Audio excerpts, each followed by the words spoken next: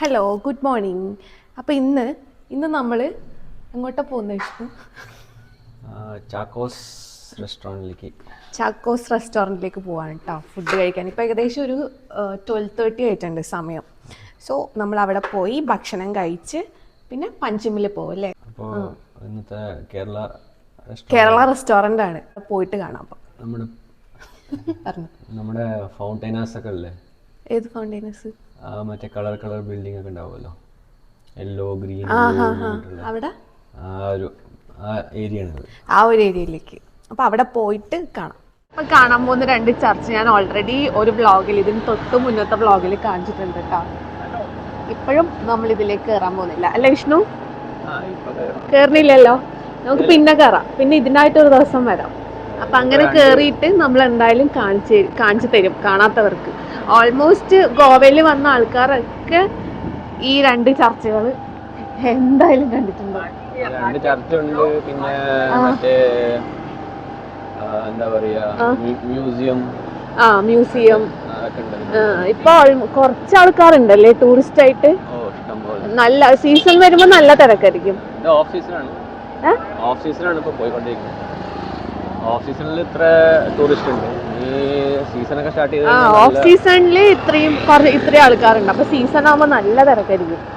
അതിന് മുന്നേ തന്നെ നമുക്ക് വരാം കേട്ടോ. അപ്പൊ നമ്മുടെ റെസ്റ്റോറന്റ് എത്തിയിട്ടുണ്ട് കേട്ടോ.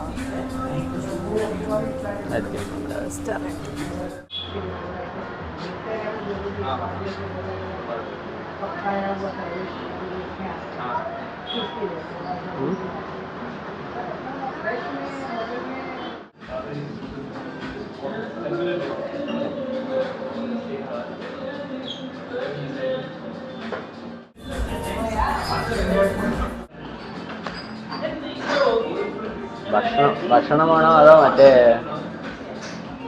കോക്ടെയിൽസ് എന്തെങ്കിലും ആണോ? ഫുഡാണ് മെയിൻ. നമ്മുടെ മലബാർ ബിരിയാണി ഉണ്ട്, പിന്നെ റോസ്റ്റ് ഉണ്ട്. ചിക്കൻ, ബീഫ്, പോർക്ക്, പ്രോൺസ്, പിന്നെ പനീർ, മഷ്റൂം ഐറ്റംസ് ഒക്കെ ഉണ്ട്. പിന്നെ മലയാളിയാ? ഓ, എവിടെയാ? കൊച്ചി. കൊറേ നാളായോ ഈ റെസ്റ്റോറന്റ്? 2 കൊല്ലം. ഞാൻ പാലക്കാട്, കാസർഗോഡ്.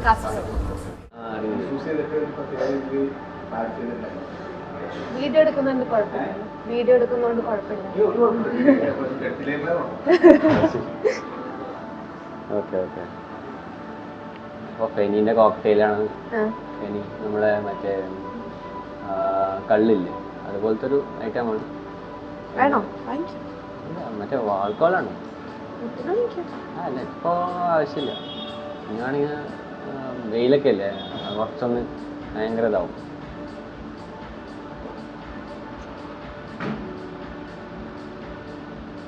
അപ്പം നമ്മളെ ഫുഡ് വന്നിട്ടുണ്ട്.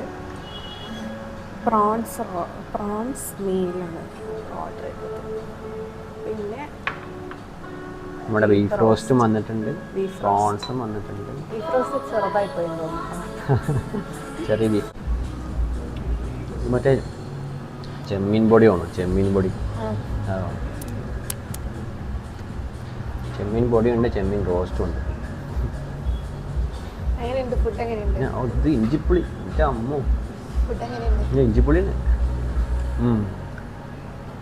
ആ നാട്ടിൽ നിന്ന് കഴിക്കുന്ന ആ ഒരു സീനുണ്ട്.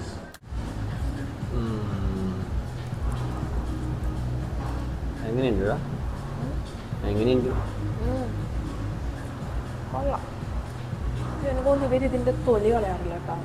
അത് ക്രഞ്ചാക്കി അടിക്കണം, മൊത്തമായിട്ട് കഴിക്കണുണ്ടോ? അത് വരില്ല. അത് ഓൺലി വന്നിട്ട് മറ്റേ അതിനുള്ളിലുള്ള ആ ഒരു നാര് പോലത്തെ സാധനമല്ലേ, അത് മാത്രമേ ഉണ്ടാവുള്ളൂ.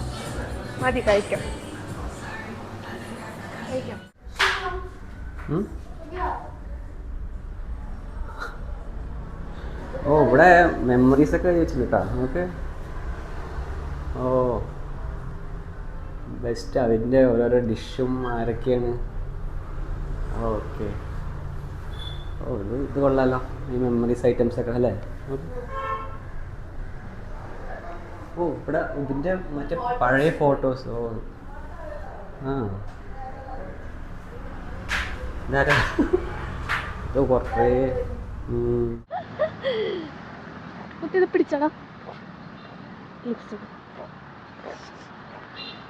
ഒരു പാർക്കിൽ വെറുതെ ഇരിക്കാൻ വേണ്ടിയിട്ടാണ് വന്നത് അല്ലേ വിഷ്ണു? ഒരു 10 മിനിറ്റ്. ഞാൻ കറുത്തുപോയി. ഈ ഗോവയിൽ നല്ല വെയിലാണ് കേട്ടാ. ഇപ്പൊ മഴയൊന്നുമില്ല. അന്ന് മഴയായിരുന്നു. മഴയുള്ള സമയത്താണ് മഴയാണെന്ന് പറഞ്ഞിരുന്നു. ഇപ്പൊ വെയിലായിട്ട് ഒരു രക്ഷയില്ല.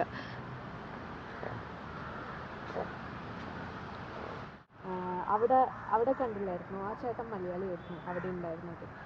നല്ല ഫുഡായിരുന്നു അല്ലേ? അങ്ങനെ ഉണ്ടായിരുന്നു.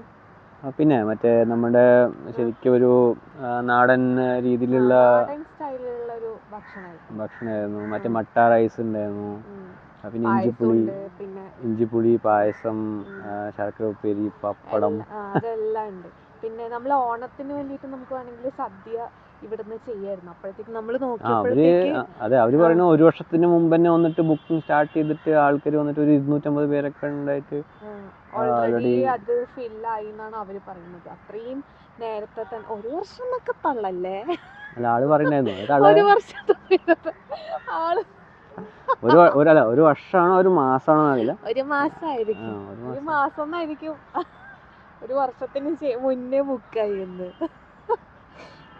1 മാസത്തിന് മുന്നേ തന്നെ ബുക്കായി എന്നാണ് അവര് പറഞ്ഞത്. ഓണസദ്യ ഒക്കെ ഉണ്ടാവുമല്ലോ നമ്മളെ നാട്ടിൽ തന്നെ. ഇപ്പൊ എത്ര ഭയങ്കരമായിട്ട് ഉണ്ടല്ലോ, തിരക്കല്ലേ ഓണസദ്യ ബുക്ക് ചെയ്യാനൊക്കെ. അത് മാക്സിമം അങ്ങനെ. നമ്മളിപ്പോൾ ഒരു വെളിയിൽ താമസിക്കുന്ന ആൾക്കാർക്ക് വന്നിട്ട് ഓൾറെഡി ബുക്കിംഗ് ഒക്കെ കഴിഞ്ഞ പിന്നെ നമ്മളൊക്കെ ലേറ്റ് ആയിട്ടാണ് അറിഞ്ഞത്. അതിനുശേഷം ഒന്നും കിട്ടിയില്ല. നിന്റെ വായ എന്താ ചുവന്നിരിക്കണേ? മുറുക്കാൻ വല്ലതും കഴിച്ചാ? ഇല്ല, എന്താ ഫിൽറ്റർ ഒന്നും ഇല്ലല്ലോ. പിന്നെ നിന്റെ പല്ല് തോന്നുന്നില്ല.